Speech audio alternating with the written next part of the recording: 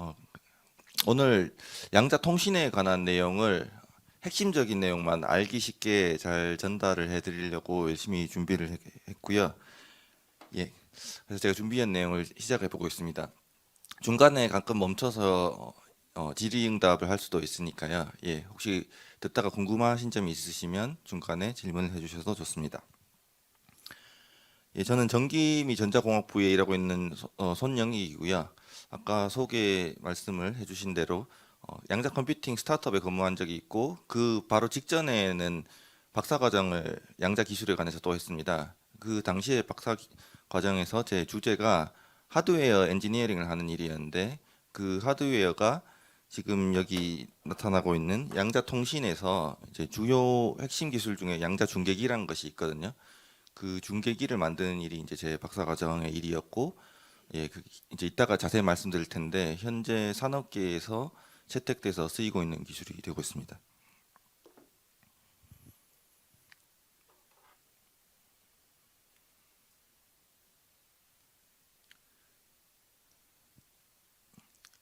그 양자 통신의 이제 정의를 내리려면 사실 합의된 확실한 정의가 없어서 좀 복잡하고요. 더 쉽게 이것을 이해하는 법은 얽힘에 대해서 이해를 하고 난 다음에 생각을 하면 쉽습니다. 그래서 얽힘에 대해서 일단 말씀을 드려보겠습니다. 이제 양자 통신이라고 하면 이제 현재에서 이루어지고 있는 이 통신들과 크게 다르지가 않습니다. 이 그림 같은 경우에는 그림을 언뜻 보시면 일반 통신, 광통신망 같이 보이는데 실제로는 유럽에서 진행되고 있는 양자 통신망입니다. 그래서 저 네트워크를 통해서 양자 정보들이 오간다 이렇게 보시면 되겠고요.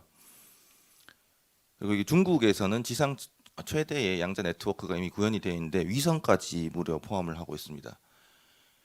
그래서 이러한 일들이 많이 지금 현재 벌어지고 있는 것이고, 그래서 양자 통신의 정의를 간단히 제가 생각한 정의를 말씀드리면 얽힘 자원을 나누어 갖는 것이 기본적인 양자 통신의 목적이라고 할 수가 있습니다.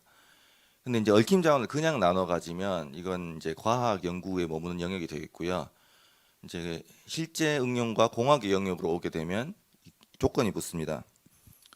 그냥 해서는 안 되고 장거리에서 아주 먼 거리에서도 할 수 있고 위치도 이렇게 일직선상에 그냥 두 A랑 B 테스트 지점이 아니라 현재 통신과 비슷하게 어딜 가더라도 아무 지점에서나 할 수 있고 그리고 빠르게 할 수 있어야지 진짜 양자 통신 기술이 되는 것이라고 할 수 있습니다. 그래서 얽힘은 이제 이해를 하고 나서 양자 통신에 대한 공부를 하는 것이 가장 좋은데 얽힘을 알려면 중첩부터 알아야 얽힘을 제대로 이해할 수가 있습니다. 예, 어제 양자 컴퓨팅을 하시면서 워크숍을 통해서 이미 보셨겠지만 다시 한번 리뷰를 하면서 중첩을 알고 중첩을 바탕으로 얽힘을 같이 이해를 해보도록 하겠습니다. 중첩 자체는 우리가 일상생활에서 많이 보는 개념입니다. 그래서 양자라고 특별할 것이 없고 예를 들어서 이렇게 빛의 삼원색을 섞으면 다른 색깔이 나오는 게 실제로 중첩의 원리이고 어떤 웨이브가 합쳐지는 현상을 모두 중첩이라 부르고 있습니다. 예를 들어서 이제 오른쪽 그림에 나오는 건 유명한 더블 이중슬릿 실험이라고 양자에서 기념비적인 실험이 있는데 그걸 그림으로 나타낸 것인데 이것도 사실은 호수 잔잔한 호수에 조약돌 두 개를 던지게 되면 파문이 두 개가 일어나고 이 파문들이 겹치는 걸로 중첩이라고 얘기를 할 수 있고 따라서 이 중첩 자체는 고전 물리학에서 잘 설명을 하고 있는 사실은 예전부터 다 알고 있던 그런 개념이라 할 수 있습니다. 그런데 이제 중첩이 양자역학이 발전하면서 중첩이 또 새로운 색깔을 띠게 됩니다. 이 두 분이 유명한 과학자이죠. 한 분은 알버트 아인슈타인이고 한 분은 막스 플랑크신데 최초로 막스 플랑크 교수님께서 노벨 물리학상을 타신 그 업적이 흑체 복사입니다. 태양에서 빛이 나오는데 이 스펙트럼이 이론적으로 어떻게 설명이 되는지를 말씀하시면서 빛이 알갱이로 되어 있다 이런 이론을 갖고 나오셨고 유명한 알버트 아인슈타인 박사님의 연구의 경우에는 사실 아인슈타인 박사님은 상대성 이론으로 가장 유명하시긴 하지만 노벨상을 수여한 업적은 광전 효과를 설명하는 것이었죠. 그래서 광전 효과라는 실험이 있었는데 이 실험이 일어나는 양상이 빛이 알갱이로 이루어졌기 때문이다. 이런 이론을 설명을 잘 하셨고 이걸로 노벨상을 수상을 하셨습니다. 예. 3년 사이에 두 개가 이제 빛이 알갱이라는 내용 자체로 두 개가 나온 만큼 당시에 굉장히 양자역학이 뜨거웠던 그런 시절이라고 하겠습니다. 그래서 이제 빛이 파동이라고 생각했던 게 입자로 알갱이로 이루어졌다는 게 양자성이라고 하는데 이 양자성이 등장하면서 중첩이 해석에 있어서 새로운 양상을 띠게 됩니다. 그래서 예를 들어서 그 알갱이를 저런 축구공 같은 거로 생각을 해보고 이 축구공이 박스 안에 있는 상태와 박스 밖에 있는 상태를 각각 하나의 양자 상태라고 했을 때 이 양자 상태를 중첩을 설명하기 시작하면 기존 고전 물리학에서 나왔던 중첩과는 다른 양상으로 굉장히 해석 자체가 일반적인 개념으로 받아들일 수가 없는 해석이 등장하게 됩니다. 예를 들어서 공이 밖에 있는 상태랑 안에 있는 상태를 0과 1로 할 수가 있고 이것들의 중첩 상태를 제일 마지막에 오른쪽에 있는 것으로 하면 공이 바깥에 있고 박스 안에 있고 그게 동시에 중첩으로 존재하는 이제 상식적으로 이해할 수 없는 상황에 도래하게 됩니다. 그래서 중첩이 원래는 이제 그냥 빨간색이랑 파란색을 섞는 친숙한 것이었는데 이 이제 쪼갤 수 없는 하나의 단위에 대해서 중첩 개념을 같이 맞물리는 순간 양자역학이 굉장히 해석하기 어려워지고 이러면서 이제 좀 복잡한 양상으로 흘러가게 됩니다. 자, 그래서 이제 중첩을 알고 나면 그때부터 얽힘에 대해서 논해 볼 수가 있는데요. 자, 얽힘은 이 간단한 실험으로부터 출발해서 생각을 해볼 수가 있습니다. 보통 그 대학 물리에서 중요하게 배우는 것이 운동량 보존 법칙인데 운동량 보존 법칙의 대표적 예제 중에 하나가 이 고정된 물체가 있고 이 물체가 폭발을 했을 때 왼쪽 오른쪽으로 나가게 되면 이 왼쪽으로 가는 물체와 오른쪽으로 가는 물체의 운동량이 정확히 벡터량인데 정확히 반대가 된다는 것이 잘 알려져 있습니다. 기초적인 것에서 이제 출발을 할 수가 있는데요. 이걸 보시게 되면 왼쪽이랑 오른쪽으로 가는 물체들이 절대적으로 상관관계를 갖게 됩니다. 그래서 왼쪽 물체의 물리량만 우리가 알면, 운동량만 알면 오른쪽 물체의 운동량을 완벽하게 알 수가 있는 상황이 됩니다. 자, 이까지는 고전 물리에서 이제 놀라울 것이 없는 내용인데 넘어가서 만약에 폭발을 해서 덩어리가 날아가는데 위쪽으로 날아갈 수 있는 상태와 아래쪽으로 날아갈 수 있는 두 가지 상태가 중첩 상태에 있을 수 있다고 생각을 해볼 수가 있습니다. 실제로 이제 그런 실험이 물리학에서 이제 제가 비유를 든 것이긴 한데 이런 실험은 가능하거든요. 그래서 이런 실험을 할 수가 있어서 왼쪽에 있는 물체가 위쪽으로 날아가는 것 그리고 아래쪽으로 날아가는 것 두 개의 중첩 상태가 있을 수가 있습니다. 자, 그런데 여기서부터 문제가 발생합니다. 아까 말씀드린 것처럼 왼쪽으로 가는 것과 오른쪽으로 가는 물체는 완벽한 상관관계에 있습니다. 운동량이 서로 이제 완전히 반대가 돼야 되는데 문제는 이 하나의 물체가 중첩의 허용이 되면서 위쪽으로 갈 수도 있고 아래쪽으로 갈 수도 있고 그리고 이것을 위쪽으로 갔는지 아래쪽으로 갔는지 관찰하기 전까지는 중첩 상태에 있어 가지고 이게 이제 실제로 어디로 이미 날아가고 있는데 우리가 모른다 이게 아니라 양자역학 해석이 그게 아닙니다. 예, 그게 고전적인 해석이고 실제로 중첩 상태에 있어서 뭐가 될지 모르다가 관찰을 하는 순간 정해진다는 것입니다. 자, 그런데 이제 요거를 양자 상태로 쓰면 이런 식으로 쓸 수가 있습니다. 1번은 왼쪽으로 가는 물체, 2번은 오른쪽으로 가는 물체를 나타내는 건데 두 개가 완벽한 서로 반대의 상관관계에 있게 되고 위쪽으로 갔는지 밑으로 갔는지 측정을 하게 되면 이 더하기 텀들이 두 개가 등장하는데 둘 중에 하나로 이제 컬랩스를 하게 됩니다. 그래서 측정을 하는 순간 이 더하기 중에 둘 중에 하나가 선택이 된다 이렇게 보시면 되는데요. 이 문제가 이렇게 폭발해서 날아가게 되면 굉장히 멀리 갈 수가 있고 그 얼마나 멀리 갈 수 있는지에 대한 거리에 대한 제약은 없습니다. 사고 실험에서 무한대로 멀리 날아갈 수 있습니다. 우주에서 폭발을 시키면. 그러면 무슨 문제가 발생하냐면 1번 물체가 위로 갔는지 측정을 해서 위로 가는 걸 알게 되는 순간 2번 물체가 아래로 갔다는 사실이 확정이 됩니다. 그 사실이 확정이 돼서 1번을 측정한 사람 입장에서는 2번 물체가 아무리 멀리 있든지 몇십 광년씩 떨어져 있더라도 그 순간 내가 측정을 해서 이거를 위쪽으로 온 걸 알았으니까 2번은 반대편 아래쪽으로 갔겠군 이렇게 알게 됩니다. 근데 이것을 가만히 생각해 보면 아주 아주 멀리 몇십 광년에 떨어져 있는 물체의 상태가 그 순간 같이 결정이 되는 그런 묘한 상황에 처하게 됩니다. 그래서 아인슈타인에 의하면 정보가 빛보다 빨리 갈 수가 없는데 내가 여기서 측정을 해서 뭔가를 이제 위쪽으로 왔다는 걸 알게 되는 그 행위 자체가 엄청나게 멀리 떨어져 있는 이제 지역에 있는 2번 물체가 아래쪽으로 갔다는 사실을 확정하게 됩니다. 그래서 이 자체를 생각해 보면 이해가 잘 안 되거든요. 몇십 광년에 떨어져 있는 것에 내가 측정하는 게 즉각적으로 영향을 미치니까 이게 받아들일 수 없는 개념이 되었습니다, 당시에. 그래서 이것에 관한 논쟁이 이제 아주 동안 오래 이루어져 왔습니다.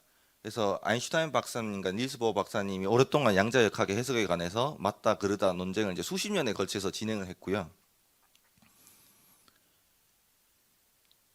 그래서 아주 유명한 논쟁이 이제 이루어졌었고 이 논쟁이 이제 계속되다가 1920년대에 10년 넘게 쭉 되다가 결정적으로 이제 가장 클라이막스 논쟁으로 떠오른 것이 이 EPR 역설이라는 게 있습니다. EPR 역설이 바로 제가 방금 말씀드린 그 내용입니다. 엄청나게 멀리 떨어져 있는데 양자역학의 이론을 다 적용을 하면 내가 이것을 측정하는 순간 반대편에 이제 컬랩스가 같이 일어나기 때문에 그쪽에 즉각적인 영향을 미친다는 그것이 EPR 역설이고 아인슈타인, 포돌스키, 로젠 이 세 분 박사님이 이 논문을 썼습니다. 그래서 이제 그 당시에는 PRL이었고 PR이라는 저널이 있었는데 이 제목으로 Can Quantum Mechanical Description of Physical Reality be Considered Complete 이렇게 의문문으로 끝나는 논문을 쓰셨는데 이 논문을 보고 닐스 보어 박사님이 이제 같은 피지컬 리뷰 47호가 아니라 바로 이제 48호에 똑같은 제목으로 논문을 실으셨습니다. 완전히 제목이 완전 똑같습니다. 보시면 똑같은 제목이고 똑같은 저널 47호와 48호 같은 연도에 출간이 된 논문이고 그래서 닐스 보어 박사님의 주장은 뭐냐 하면 아인슈타인 박사님 EPR에서 주장한 내용은 잘 알겠지만 결국에는 양자역학 이론이 맞다고 주장을 했습니다. 그래서 이 논쟁이 이제 끝이 나지 않을 것처럼 계속되었는데 이 논쟁을 해결해 줄 분이 등장했는데 그분이 존 스튜어트 벨이란 분입니다. 이분께서 벨 부등식이란 이론을 갖고 나오셨는데 벨 부등식의 이론이 뭐냐면 이분께서 이제 이 논쟁을 굉장히 재미있게 오랫동안 지켜보시다가 제가 듣기로 이분은 이제 심정적으로는 아인슈타인의 이론이 맞는 쪽 그러니까 아인슈타인의 이론은 뭐냐 하면 양자역학은 그럴싸하지만 틀렸고 뭔가 우리가 모르는 뭔가가 있다. 숨은 변수 이론이라는 걸 주장을 했습니다. 그래서 숨은 변수 이론이 맞는지 아니면 양자역학 이론이 맞는지 논쟁이 계속되고 있었는데 존 스튜어트 벨이란 분이 나타나서 벨 부등식이란 게 있는데 이게 이제 실험으로 측정 가능한 양들입니다. 벨 부등식이 잘 동작을 하면 아인슈타인이 맞는 것이고 이게 벨 부등식이 틀린 것을 실험으로 보일 수 있으면 양자역학이 맞는 것이다라고 명확하게 선을 그어 주셨습니다. 그래서 벨 부등식이 등장하고 난 이후에는 양자역학이 맞냐, 이제 양자역학이 틀리냐의 문제가 벨 부등식을 실험으로 이제 성립이 안 하는 걸 증명할 수 있느냐의 문제로 이어졌는데 그 당시에 이제 실험 기술이 부족해가지고 벨 박사님 이제 본인은 실험을 시도했는데 잘 못하셨고 결국에 이 실험을 오랜 기간 동안 정교하게 이제 수차례에 걸쳐서 이루어졌는데 그걸 해내신 분들이 작년에 노벨 물리학상을 수상하신 이 세 분입니다.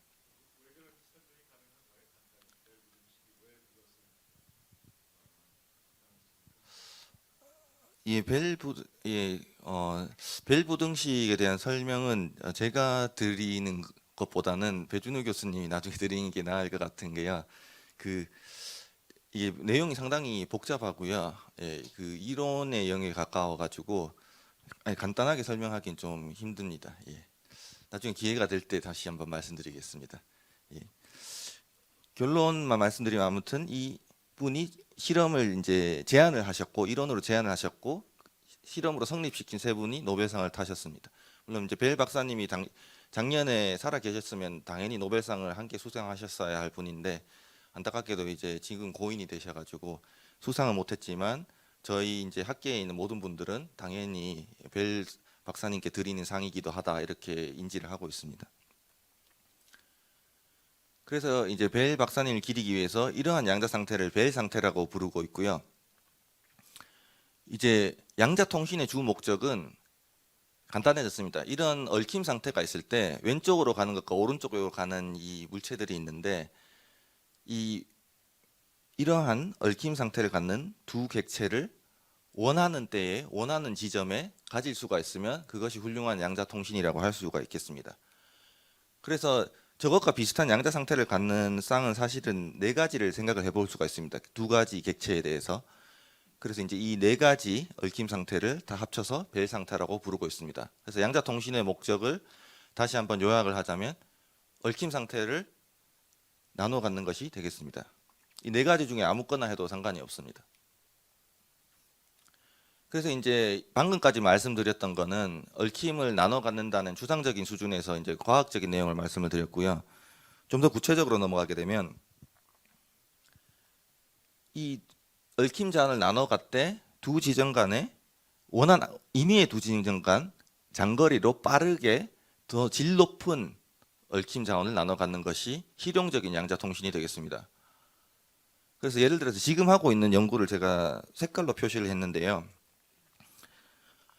녹색이 현재 필드에서 많이 일어나는 일이고 이제 10년, 20년 이후의 비전이 이 빨간색으로 표시가 되어 있습니다. 현재 양자 통신 연구를 보게 되면 이 100km 이내 수십 킬로미터 필드 테스트들이 진행이 되고 있거든요.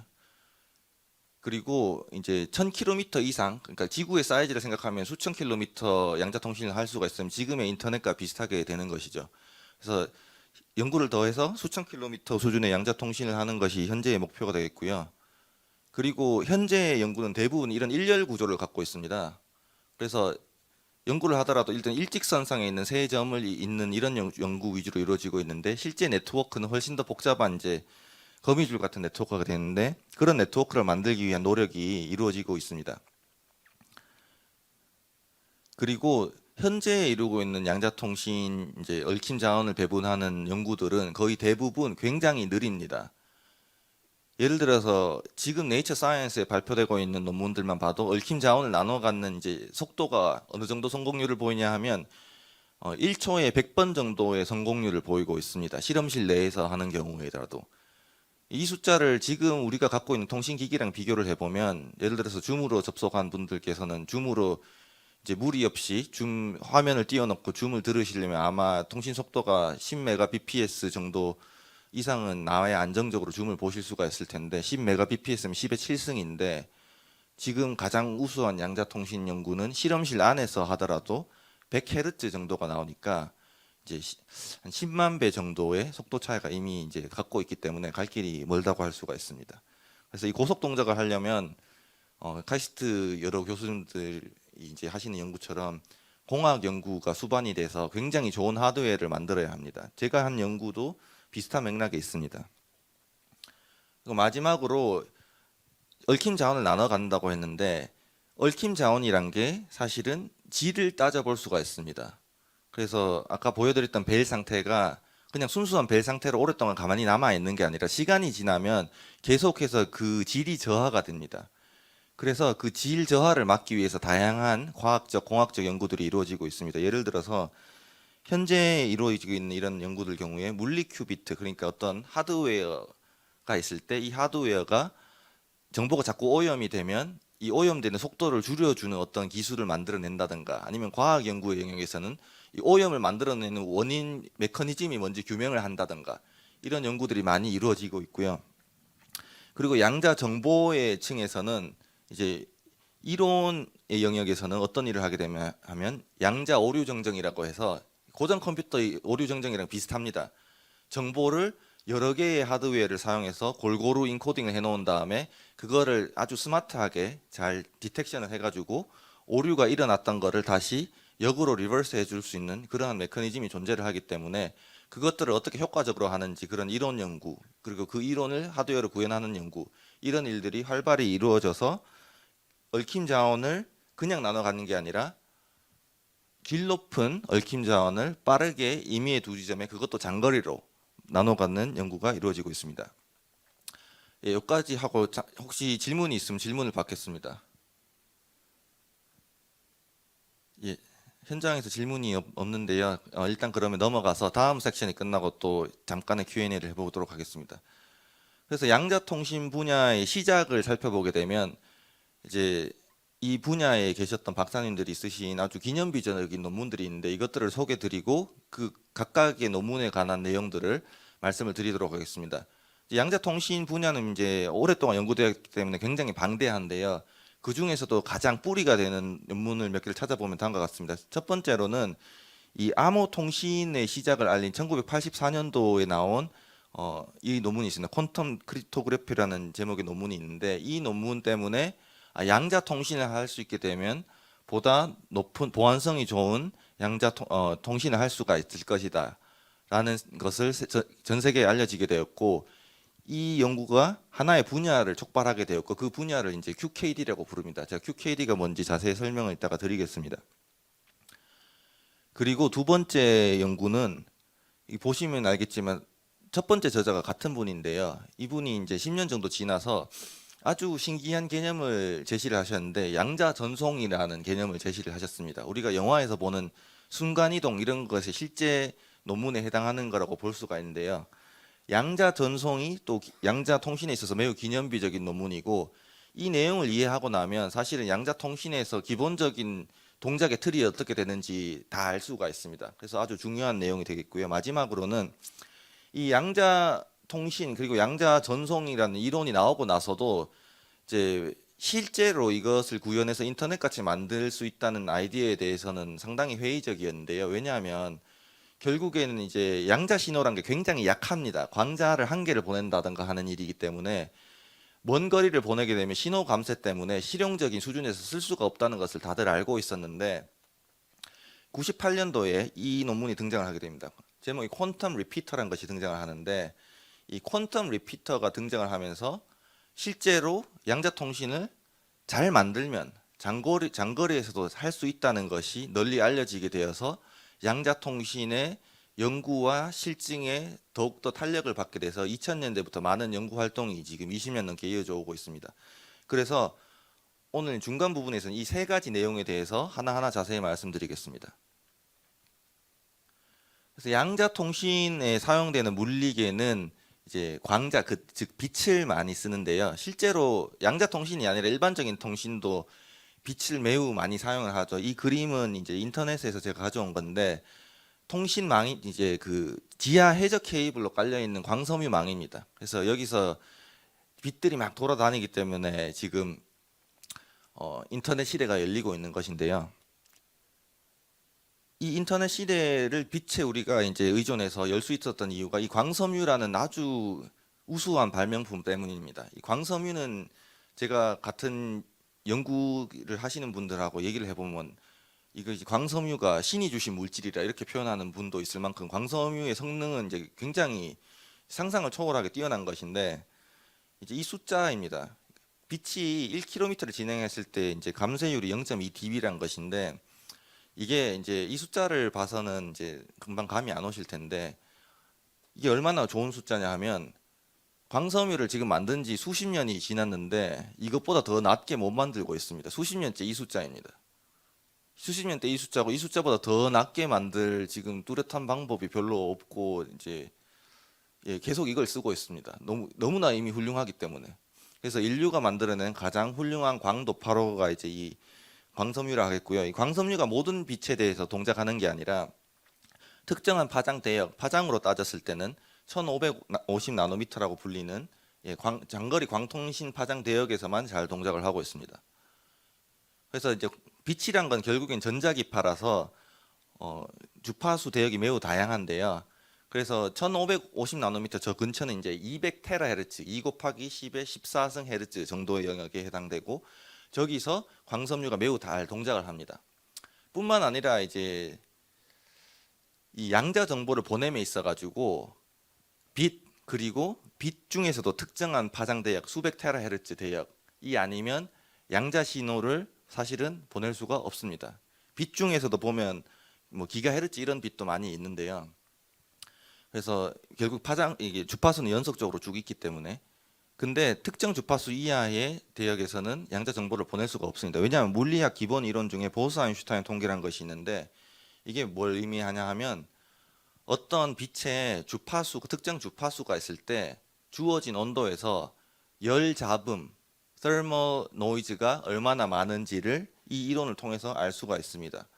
근데 이제 양자 통신이란 걸 하게 되면 결국에 이제 통신을 하는 채널이 상온에 노출이 되게 되는데, 그렇다면 이 이론에 따라서 계산을 해봤을 때 상온에서 잡음이 별로 없는 그러한 주파수 대역만 통신으로 사용을 할 수가 있게 되고, 그 조건을 적용하게 되면 이 수백 테라헤르츠 정도는 돼야 잡음을 완전히 무시를 할 수가 있습니다. 때마침 광섬유라는 것이 존재를 해서 그 수백 테라헤르츠에서 근처에서 매우 좋은 도파로도 있기 때문에 결국은 이 광자, 그것도 수백 테라헤르츠에서 동작하는 이나 아니면 그거랑 거의 유사하게 높은 주파수에서 동작하는 광자만이 거의 유일하게 장거리를 동작을 할 수 있고 상온에서 동작할 수 있는 양자 정보를 운반하는 물리계 유일한 옵션이 되겠습니다.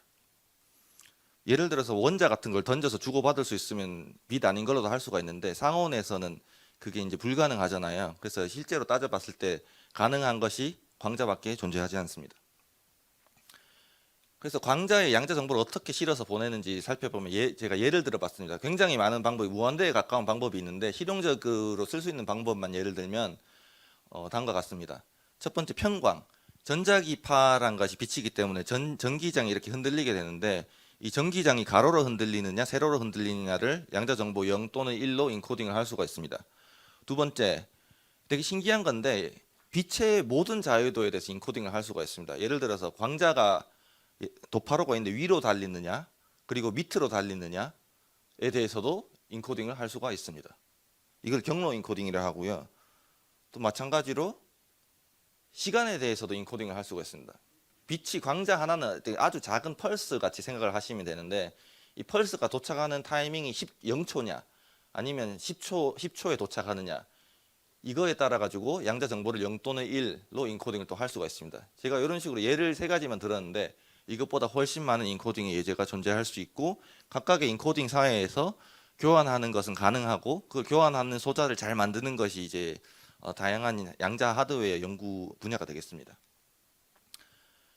자, 그래서 이제 양자 통신은 빛을 써야 된다는 걸 제가 알려드렸고요. 이제 첫 번째 논문을 제가 제시를 했던 양자 통신의 제일 첫 번째 기념비적인 논문 84년에 나온 퀀텀 크립토그래피에 대한 내용을 설명을 드리겠습니다.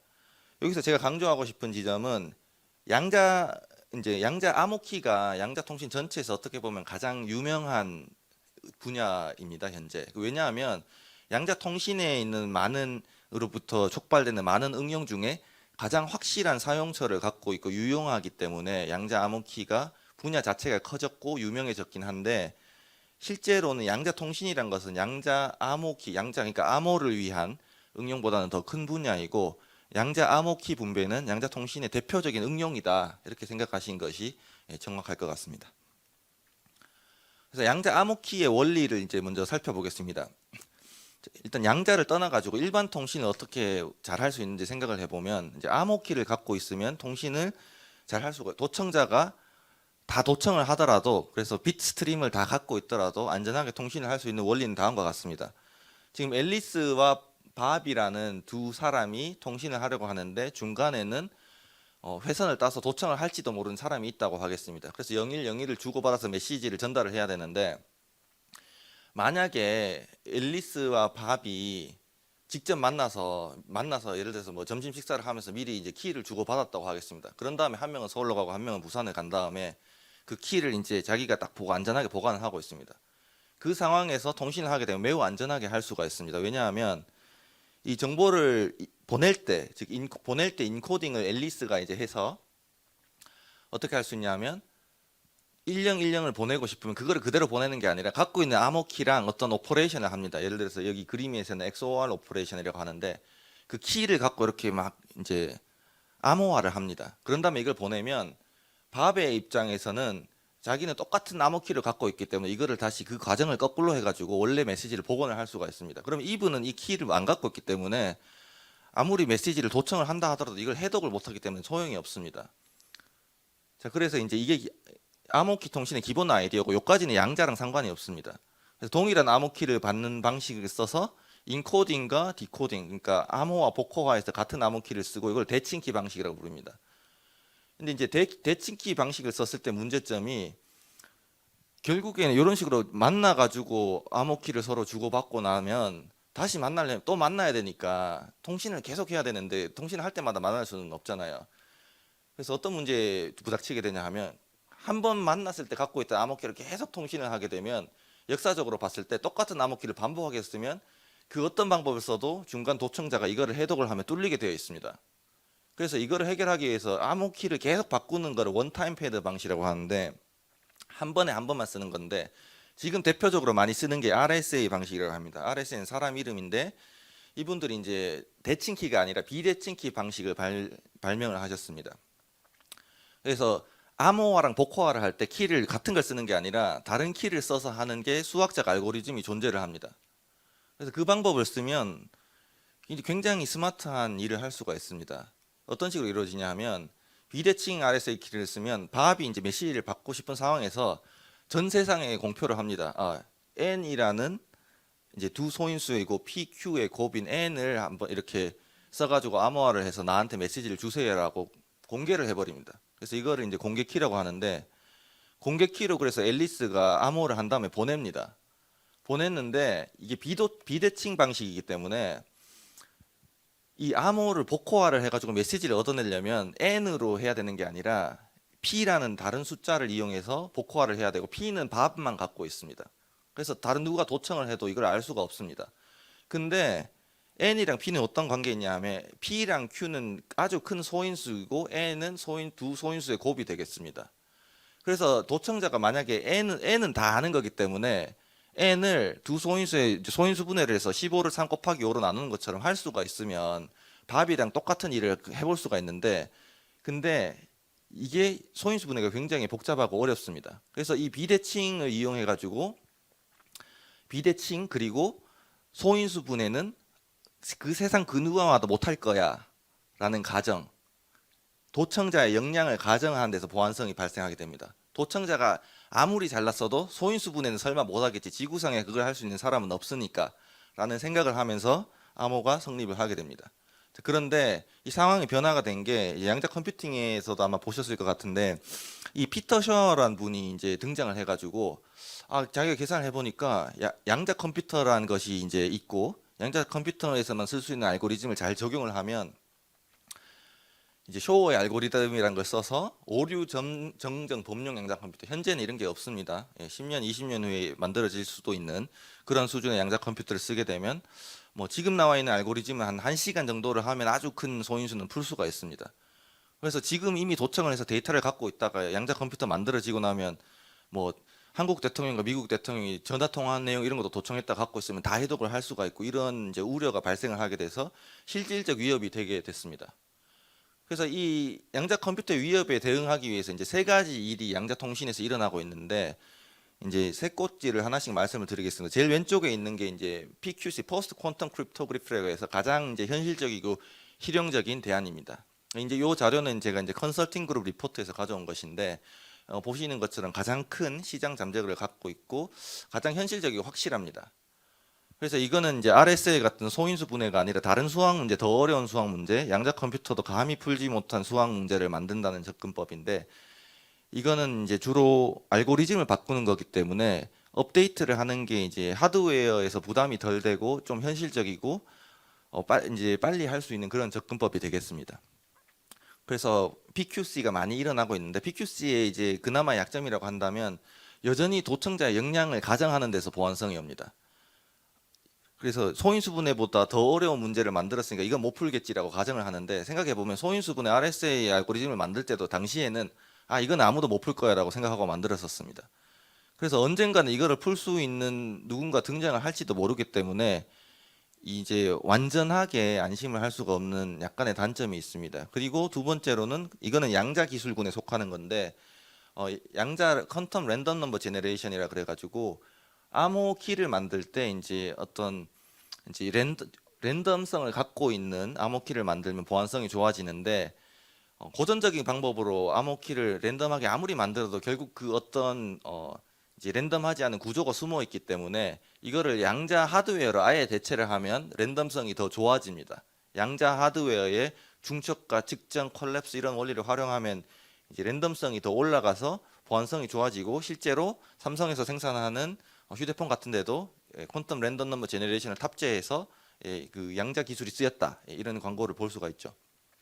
마지막으로 이제 오늘의 주인공인 퀀텀 키 디스트리뷰션인데 이건 뭐냐 하면 아까 말씀드렸던 것 같은 그 처음에 등장했던 시메트릭 키, 그러니까 대칭 키를 나눠 가는 데 있어 가지고 양자 통신을 활용하면 어떤 일을 할 수가 있냐 하면 그 암호 키를 쓰는 두 사람이 중간에서 도청자가 만약에 존재를 하면 그 도청자의 존재를 즉시 알아차릴 수가 있습니다. 그러면 이제 도청자가 있으면 통신을 그만해버리면 되기 때문에 아주 안전하게 할 수 있고 보안성이 여기서는 어디서 나오냐 하면 이제 도청자의 역량을 가정하는 게 아니라 양자 통신의 이론이 맞다라는 가정이 있습니다. 근데 양자 통신의 이론이 맞는 거는 수없이 지금 검증이 되었기 때문에 결국 이제 우주가 변하지 않는 이상 이 QKD 알고리즘은 잘 통할 거기 때문에 보안성을 부를 때 퓨처 프루프라고 합니다.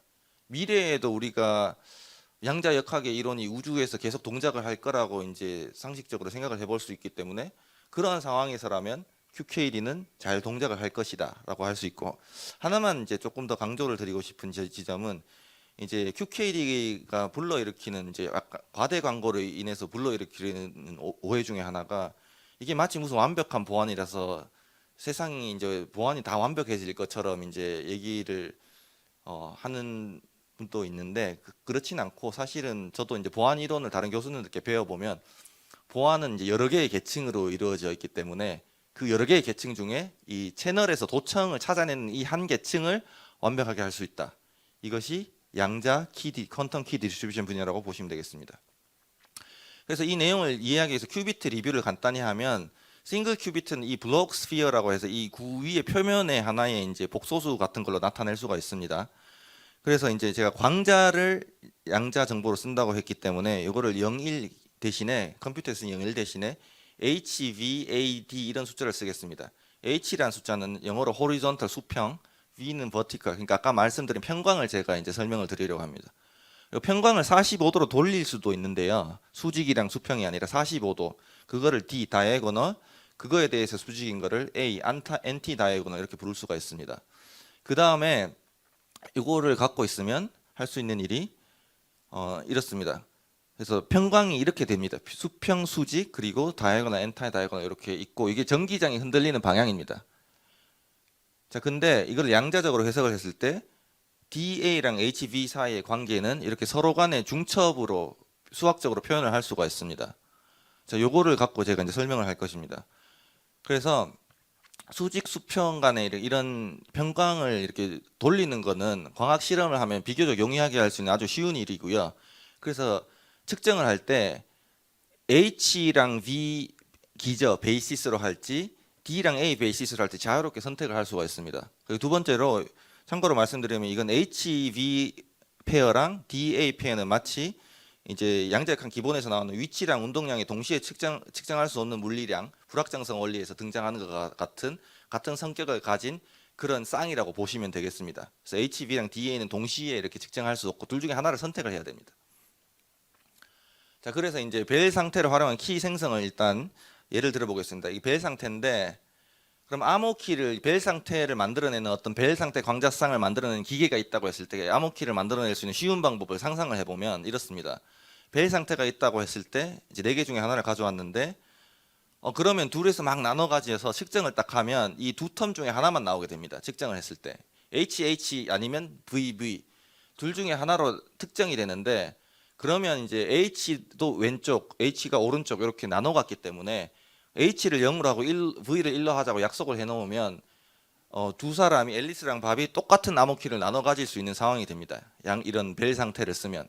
자, 그런데 이게 잘 될지 생각을 해보면 이 방법은 사실은 하면 도청자를 찾아낼 수가 없습니다. 왜냐하면 도청자 이브란 사람이 있어가지고 벨 상태 광자쌍이 아니라 예를 들어서 그냥 자기가 이제 단일 광자쌍을 만들어 가지고 수평 광자쌍 이제 HH를 왼쪽 오른쪽으로 쏘고 가끔씩 이제 랜덤하게 바꿔 가지고 VB를 이제 왼쪽 오른쪽으로 쏘고 또 이제 자기 기분 내키면 다시 HH로 바꿔가지고 랜덤하게 쏘고 이런 일을 계속 이브가 반복을 할 수가 있는데 이걸 계속 반복했을 때 앨리스랑 바비 애초에 이제 H가 0이고 V가 1이다 이런 식으로 약속을 해놓으면 이게 이브가 중간에서 저렇게 장난을 하는지 알 도리가 없습니다. 그래가지고 이제 요거를 극복할 수 있는 원리가 있는데 여기 어떻게 보면 이제 이 원리의 양자랑 양자가 아닌 것에 이제 핵심적인 차이가 드러나게 됩니다. 그래서 이브가 만들어내는 저런 광자쌍은 양자가 없고 고전적인 그런 기술이라고 보시면 됩니다. 그래서 이걸 알고리즘을 잘 만들면 프로토콜이 잘 있으면 양자랑 양자가 아닌 것을 구분을 확실하게 할 수가 있습니다. 뭐냐 하면 앨리스랑 밥이 측정을 할 때 HV로 할지 DA로 할지 자기 마음대로 결정해서 뭐 두 사람 간에서 통신할 필요도 없습니다. 자기들 마음대로 결정해서 랜덤하게 막 해본 다음에 앨리스랑 밥이 다시 이제 통신을 하면서 아 그러면 우리가 이제 DA든 HB든 같이 했던 것만 나열해 놓고 한번 얘기를 해봅시다. 이런 프로토콜을 쓰게 됩니다. 자, 그래서 이 무작위로 쓰게 되면 어떤 일이 일어나나 하면 다음과 같습니다. 예를 들어서 이브가 저런 장난을 중간에서 치고 있으면 HH 아니면 VV 둘 중에 하나를 선택해서 보내야 되거든요. 양자가 아닌 것을 보내면. 그렇게 되면 어떻게 되냐면 HH랑 VV를 DA로 해석을 해보면 이렇게 텀이 4개가 등장하게 됩니다. 그래서 측정했을 때 DD, DA, AD, AA 네 가지 가능성이 열리게 되고 요거를 이제 이론을 살펴보게 되면 그래서 같은 값을 서로 간에 가질 확률이 50%밖에 안 됩니다. DA랑 AD는 서로 다르잖아요. 측정을 했는데. 그래서 DD랑 AA만 같은 걸 측정하는 게 되는데 이 4개 중에 2개만 해당이 되기 때문에 50% 확률로 같은 걸 측정을 하게 됩니다. 그런데 이게 아니라 진짜 벨 상태 광자쌍이라 그러면 DA로 바꿔서 측정을 했을 때 어떤 일이 일어나냐 하면 이걸 수학적으로 풀어보면 제가 처음에 보여드렸던 그 공식을 써서 풀어보면 HHVB를 DDAA로 써봐도 이제 똑같이 저런 모양이 나오게 됩니다. 벨 상태가 나오게 됩니다. 이게 방금 슬라이드랑 지금 슬라이드랑 고전이랑 양자의 결정적인 차이입니다. 벨 상태 같은 양자 자원이 있으면 이렇게 기저를 이제 HV에서 DA로 바꿔서 써도 이렇게 모양이 변하지 않고 그대로 나오게 할 수가 있습니다. 그러면 측정 결과가 결국 이 둘 중에 하나가 되고 같은 값을 가질 확률이 100%가 됩니다. 그래서 앞에 슬라이드는 50%였는데 지금이 진짜 양자 자원이 중간에 있으면 나중에 DA로 측정했을 때를 딱 가려서 비교를 해보면 아 우리가 똑같은 걸 가졌구나 중간에 도청자가 없구나 라고 확신을 할 수가 있습니다. 50%랑 100%는 어마어마하게 큰 차이기 때문에 충분히 많은 실험을 하고 통계적으로 비교를 하면 도청자가 중간에서 장난을 치고 있다 안 치고 있다 확실하게 알 수가 있습니다. 이게 바로 양자 키 분배의 근본적인 원리입니다. 그리고 여기서 이제 보셔야 될 게 양자 상관관계, 그러니까 앨리스가 만들어내는 그 이제 HH 또는 VB를 쏘는 것은 고전적인 자원입니다. 그것도 이제 상관관계가 있죠. 왼쪽 가는 거, 오른쪽 가는 거, 100% 상관관계가 있는데 그 두 개를 선택함에 있어가지고 중간에 이브란 사람이 랜덤하게 자기가 그냥 선택하는 것일 뿐인데 그거는 고전 자원입니다. 양자 자원은 뭐냐 하면 HH랑 VV 자체가 중첩으로 되어 있습니다. 그러니까 측정하기 전까지는 이제 뭔가 실체가 있는데 우리가 모른다 이게 아니라 실제로 중첩이 되어 있고 측정을 할 때만 콜랩스를 해서 둘 중에 하나가 된다. 이 이론을 적용을 받는 양자 자원이 있으면 앞에 슬라이드랑 다르게 둘 중에 하나가 같은 값을 가질 확률이 100%가 됩니다. 자, 이거를 써가지고 양자 통신을 하게 되고요. 그래서 이제 위에 있는 그림이 제가 이제 다른 책에서 가져온 그림인데 위에 있는 그림이 방금 그 그림이랑 똑같은 겁니다. 예, 똑같은 건데 약간 다른 점은 중간에 노란색이 EPR 소스 저게 이제 벨 광자쌍이랑 같은 박스인데 얘를 왼쪽으로 밀어서 앨리스랑 바로 옆에 붙여 놓겠다고 생각을 해볼 수가 있습니다. 그래서 이제 이거를 왜 말씀을 드리냐 하면 다른 프로토콜이 있거든요. 방금 말씀드린 프로토콜과 다른 두 가지 유명한 프로토콜이 있는데 그게 두 개가 동일함을 보이기 위해서 이 그림을 보여드리는 것입니다. 그래서 EPR 소스, 그러니까 벨 소스가 바로 옆에, 앨리스 바로 옆에 있다고 하면 앨리스가 갖고 있는 모든 것을 저 하나의 박스로 생각을 할 수가 있는데 그래서 앨리스가 결국 하는 일이 HV나 DA 중에 기저를 선택해서 측정을 하고 그리고 이제 저 소스가 앨리스랑 더 가까이 있기 때문에 그 동안에는 이제 HV인지 DA인지 결정된 것이 밥으로 계속 날아가고 있는데 이거를 바꿔서 생각하면 아래 그림과 같이 그냥 앨리스가 HV랑 이제 45란 게 DA랑 같은 것입니다. DA 중에 그냥 자기가 마음대로 하나를 선택해가지고 단일 광자를 쏘는 거랑 같은 일이 됩니다.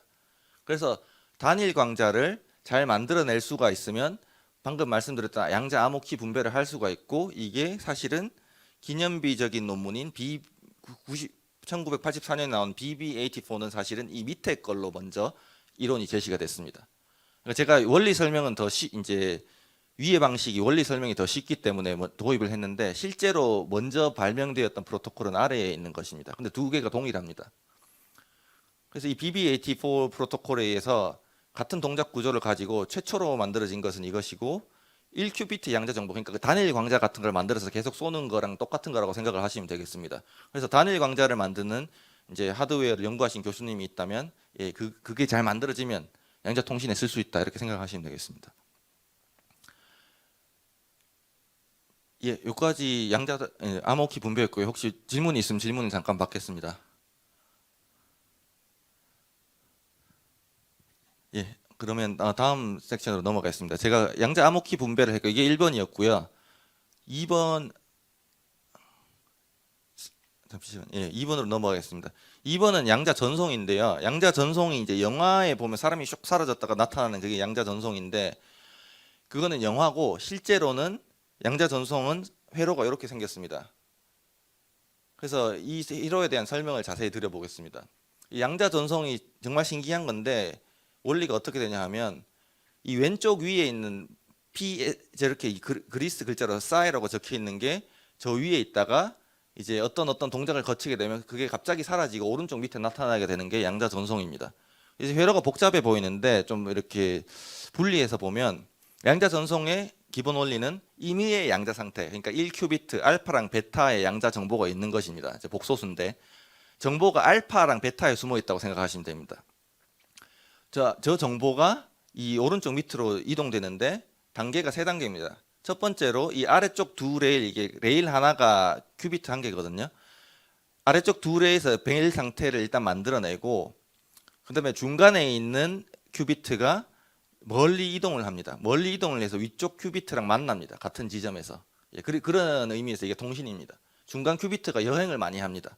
처음에는 세 번째랑 같이 있다가 중간 큐비트는 멀리 날아가서 벨 상태 생성하고 나서 날아간 다음에 이 첫 번째 큐비트랑 벨 측정이라는 단계를 거치게 되고, 벨 측정에서 나온 결과를 다시 이제 세 번째 큐비트한테 보내줘서 어떤 동작을 하게 되면 양자 전송이 끝나게 됩니다.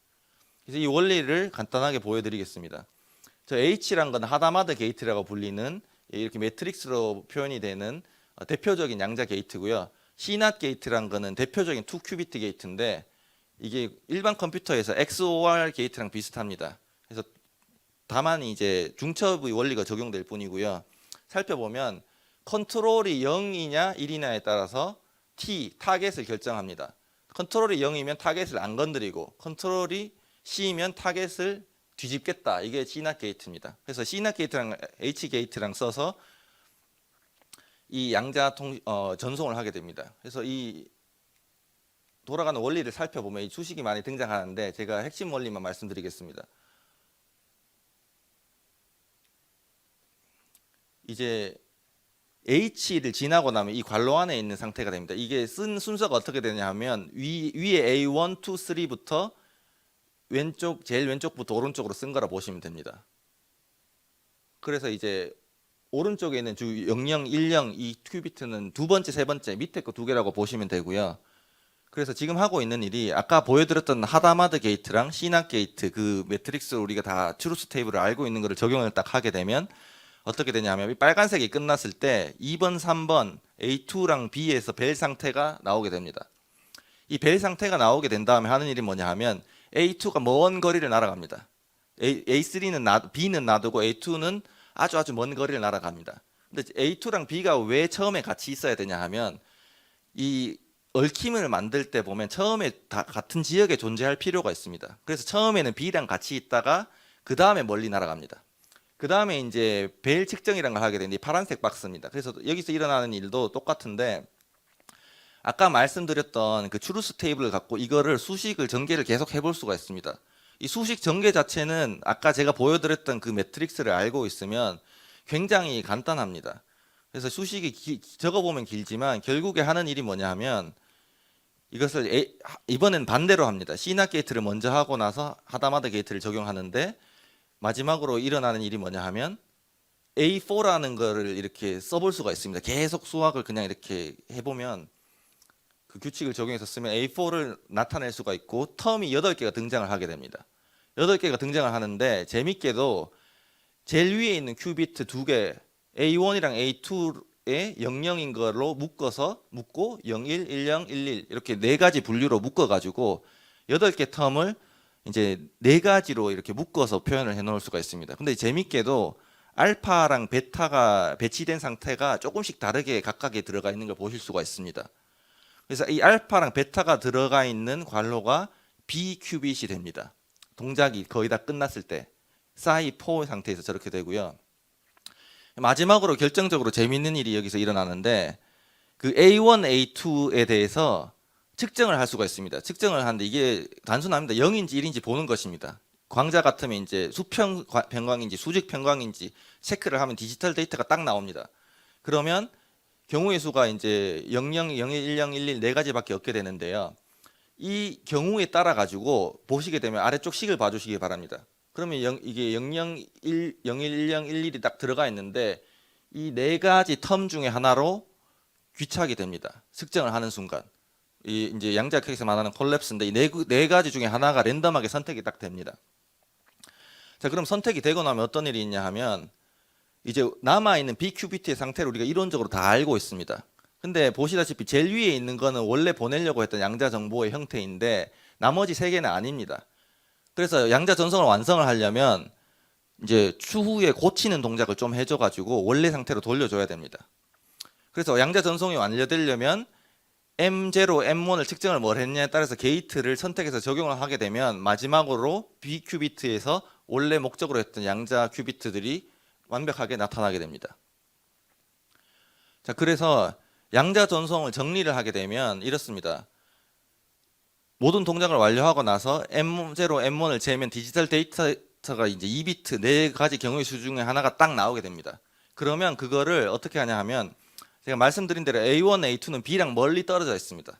그래서 일반적인 고전 통신이라고 부르는 일반 통신을 통해서 측정을 해봤더니 4개 중에 이게 나왔어 라고 이제 B한테 보내줍니다. 그래서 B한테 보내주면 B가 고쳐서 이제 양자 전송을 완료를 하는데요. 그래서 여기서 이제 정리해서 기억을 하셔야 될 게 테이크홈 메시지를 말씀을 드리면 중간에 A2가 아주 먼 거리를 가기 때문에 양자 전송이라고 하는 것입니다. 이 동작을 하는 데 있어서 거리에 제한이 없거든요.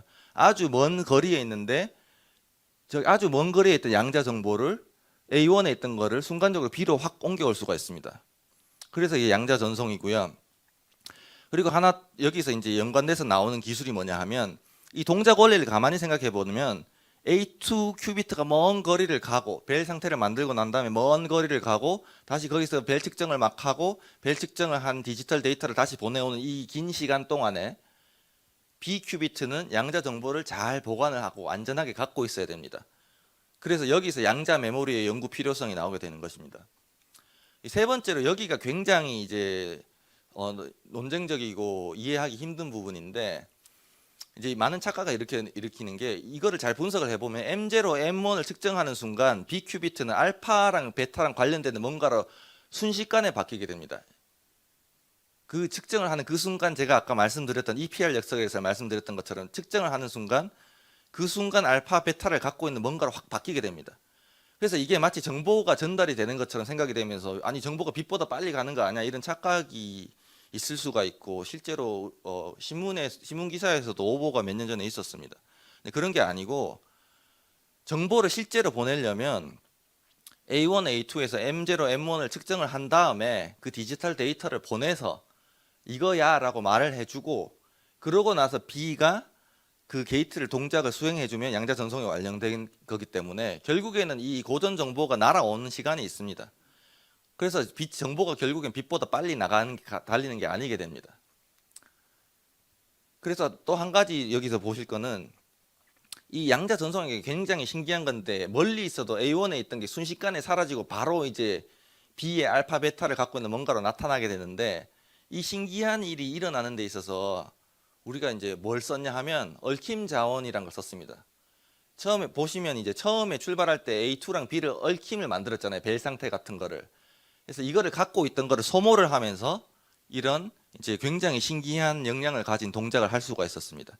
그래서 얽힘을 만든다는 것은 얽힘을 갖고 있는 것이 즉 계산 역량 같은 그런 역할을 하게 됩니다.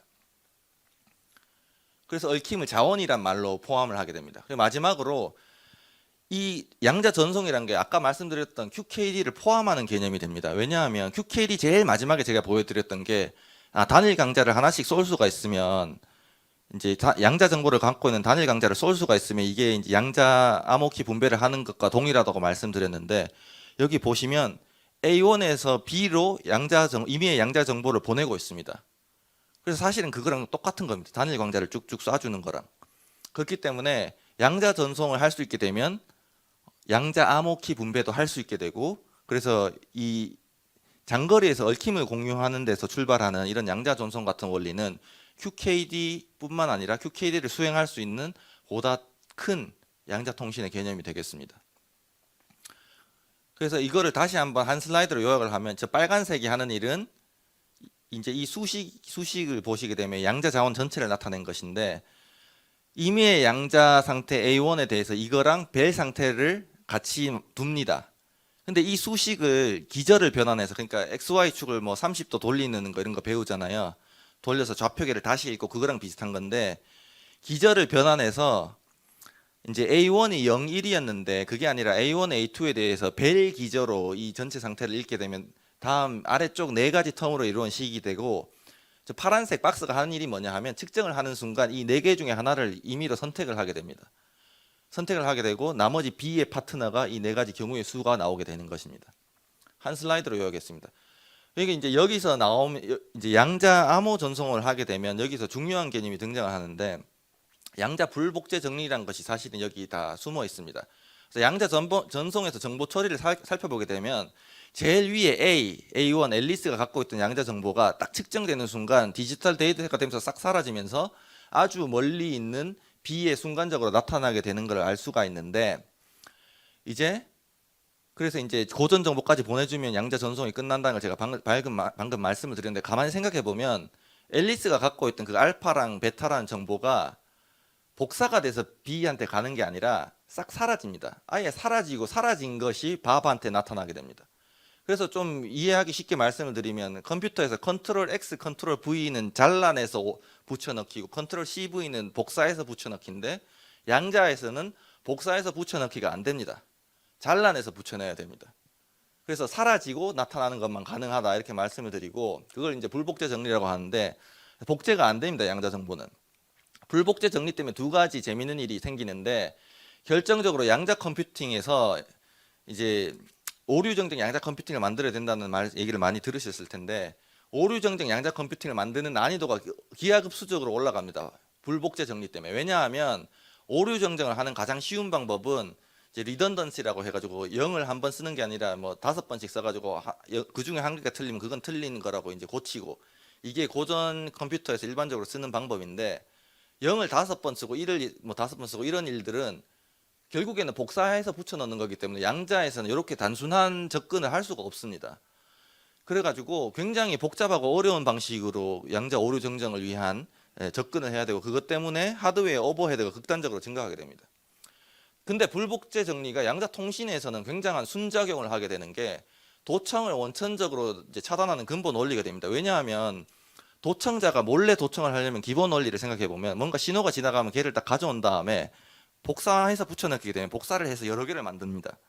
그 다음에 훔쳐온 고에너지 양만큼 똑같이 다시 보내가지고 이제 받는 사람한테 보내준 받는 사람으로서는 원래 알 길이 없는 게 그게 도청인데 복사해서 붙여넣는 것 자체가 안 되는 불복제 정리가 있기 때문에 양자 통신에서는 결국에는 불가능하게 됩니다. 도청이.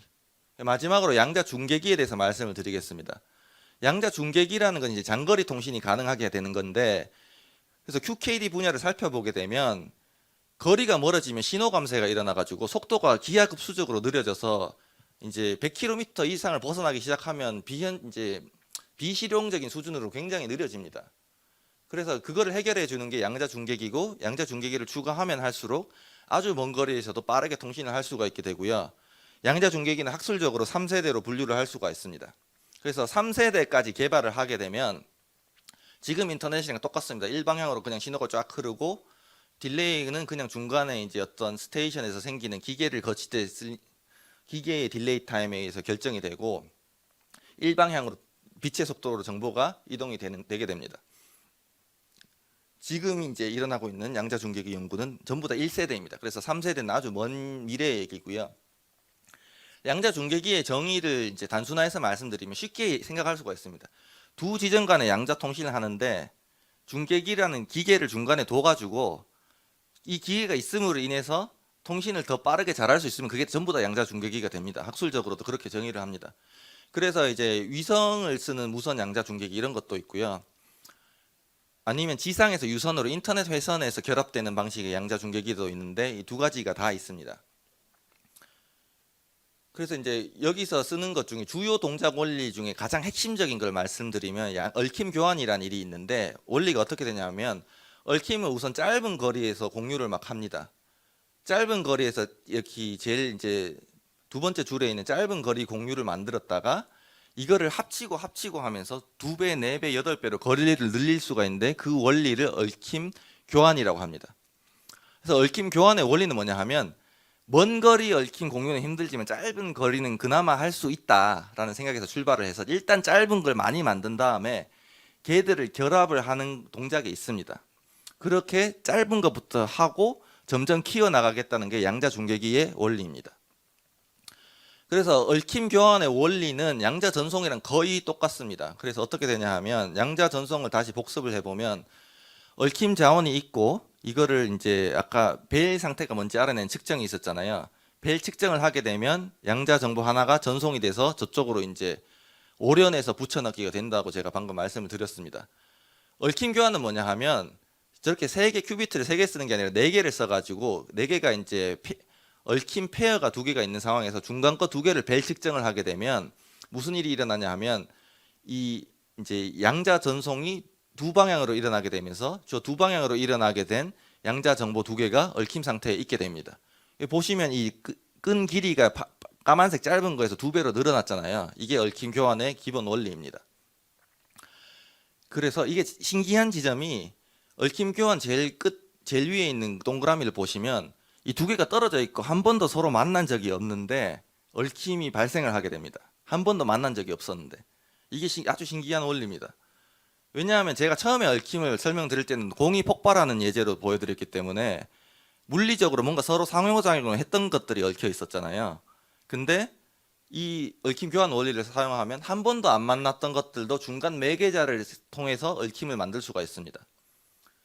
그래서 이제 양자 전송과 얽힘 교환은 거의 같은 것이다. 벨 측정을 하고 벨 측정 결과를 본 다음에 어떠한 신호 처리를 해주는 게 양자 전송과 얽힘 교환의 공통된 원리가 되겠습니다.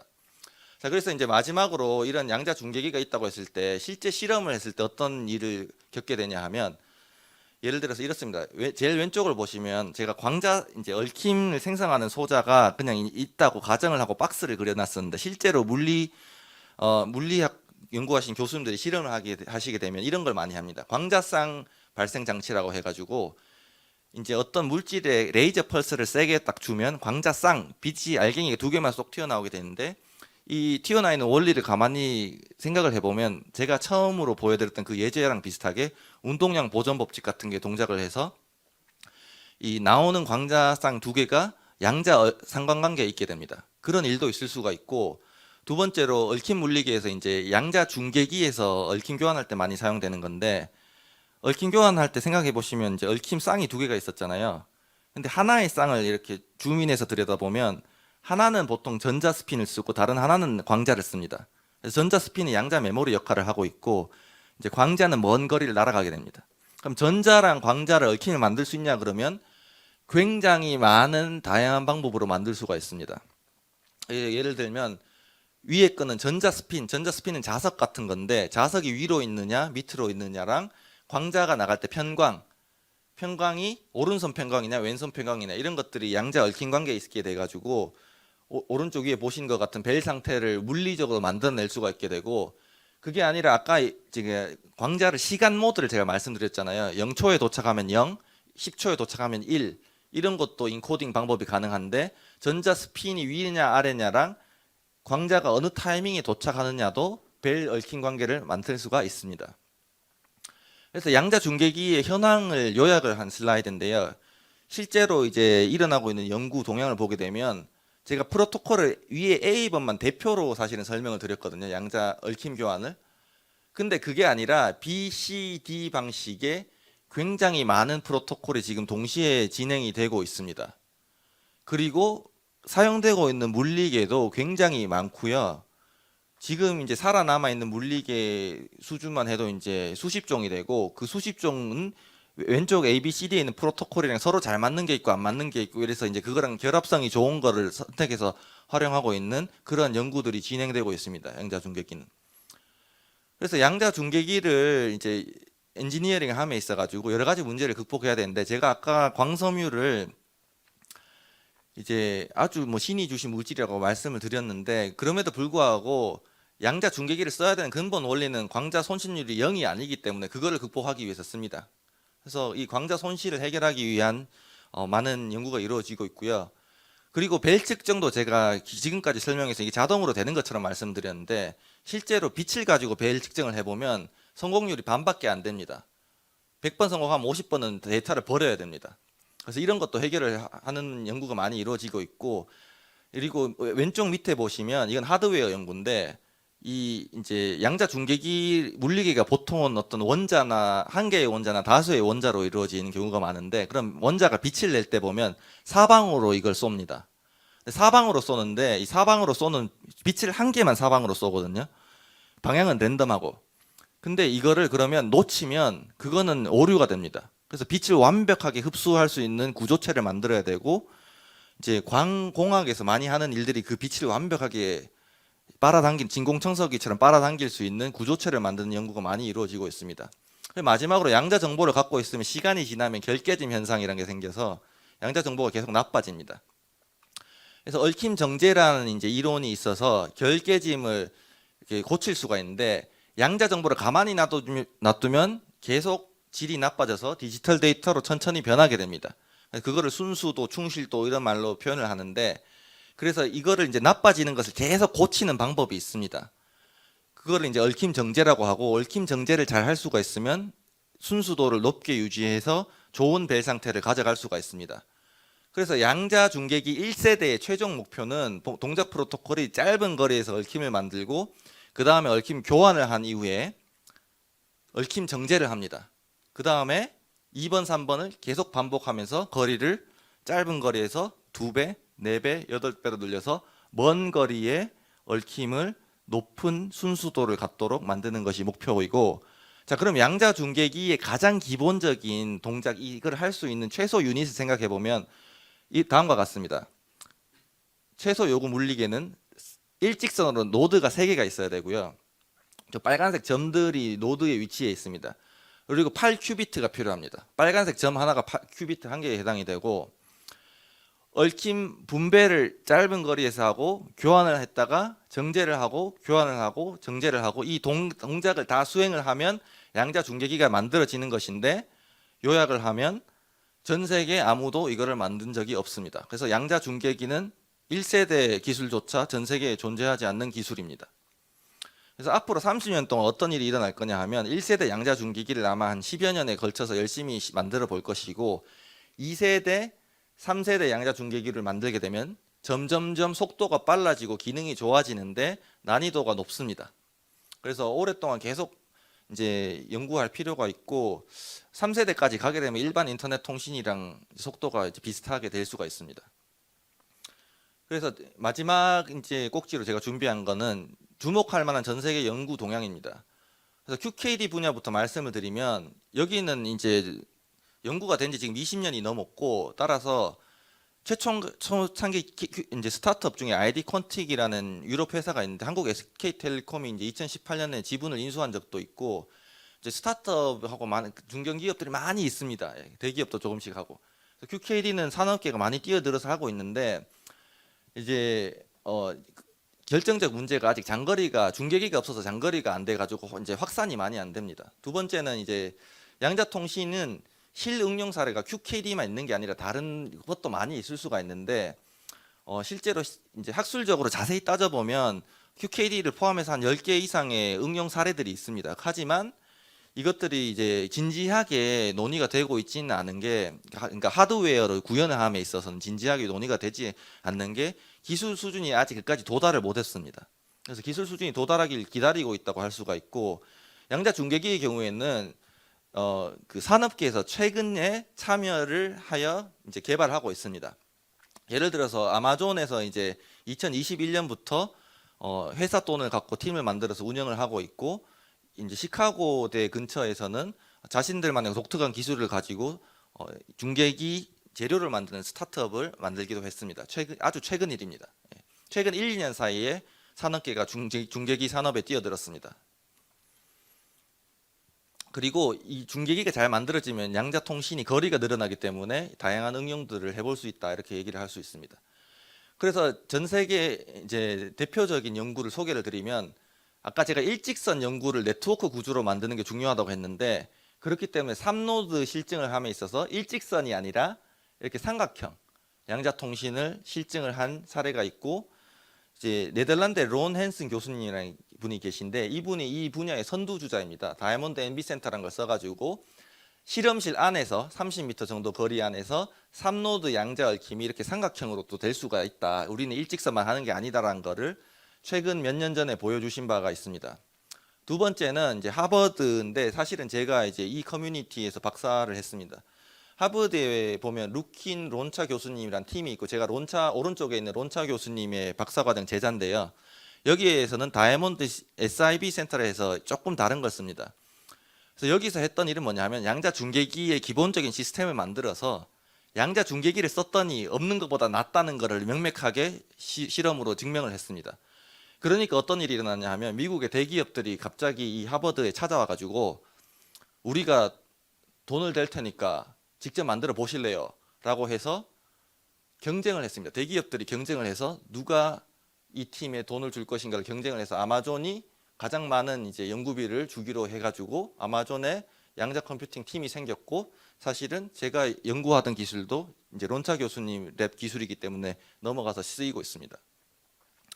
그리고 진짜 마지막 슬라이드입니다. 중국에서도 이제 양자 분야에서 굉장히 앞서 있다고들 많이 들으셨을 텐데, 미국이랑 1, 2를 다투는데 통신으로 국한을 하면 중국이 미국보다 낫다는 말을 많이 듣습니다. 왜냐하면 전 세계 제일 큰 양자 네트워크가 중국에 있습니다. 그것도 위성을 포함해서. 자, 근데 제가 말씀드린 대로 중계기가 없는데 어떻게 네트워크를 만들 수 있느냐라고 반문하실 수가 있는데, 지금 쓰고 있는 중계기는 신뢰 노드라고 해가지고 통신을 하는 두 사람, 앨리스와 바비, 중간에 저 중계기는 우리가 믿을 만한 사람이야 라고 가정을 해야지 보안성이 확보가 됩니다. 그래서 완전한 양자통신이 아닙니다, 현재 상태로는. 그래서 이 초거대 네트워크를 중국이 큰 이제 대륙에 갖고 있고요. 이거를 이제 중국에서 전체 양자 분야를 대표하는 분을 제가 한분 사진을 가져와 봤는데, 이분이 판지안웨이 교수님이라고 해서 아까 최초의 노벨상 받은 분 중에 한 분의 제자입니다. 박사과정을 거기서 하셨고요.